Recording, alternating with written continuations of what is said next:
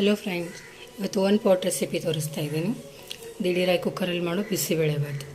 ಕುಕ್ಕರಲ್ಲಿ ಎಣ್ಣೆ ಹಾಕಿದ್ದೀನಿ, ಸಾಸಿವೆ, ಕರಿಬೇವು, ಹಾಗೆ ಒಗ್ಗರಣೆಗೆ ಈರುಳ್ಳಿ ಸ್ವಲ್ಪ ಬಾಡಿಸ್ಕೊಳ್ಳೋಣ.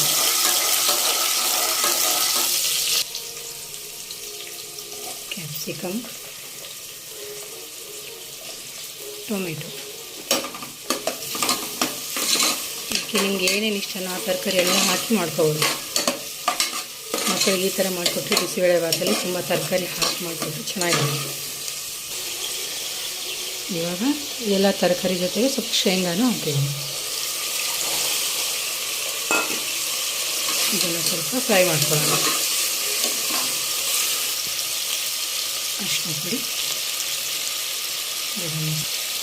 ಮತ್ತು ಒಂದೆರಡು ಚಮಚ ಬಿಸಿಬೇಳೆಭಾತ್ ಪುಡಿ. ಇದನ್ನು ಸ್ವಲ್ಪ ಫ್ರೈ ಮಾಡ್ಕೊಳ್ಳೋಣ. ಹಾಗೆ ರುಚಿಗೆ ತಕ್ಕಷ್ಟು ಉಪ್ಪು ಹಾಕ್ಕೊಳ್ಳೋಣ. ಇವಾಗ ಇದಕ್ಕೆ ತೊಳೆದಿಟ್ಟಿರೋ ಅಕ್ಕಿ ಮತ್ತು ತೊಗರಿಬೇಳೆನ ಸೇರಿಸ್ಕೊಳ್ತಾ ಇದ್ದೀನಿ.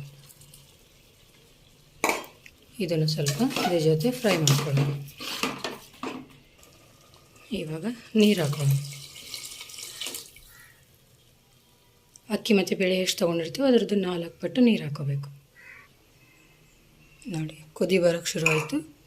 ಇವಾಗ 1 ಸ್ಪೂನ್ ತುಪ್ಪ ಹಾಕೋಣ.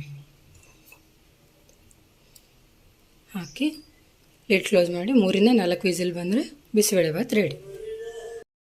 ಒಗ್ಗರಣೆಗೆ ತುಪ್ಪ, ಕರಿಬೇವು, ಸಾಸಿವೆ,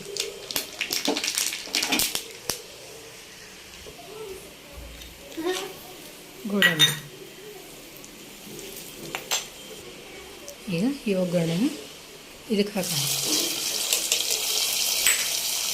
ಮಿಕ್ಸ್ ಮಾಡಿ ಬಿಸಿಬೇಳೆಭಾತ್ ರೆಡಿ.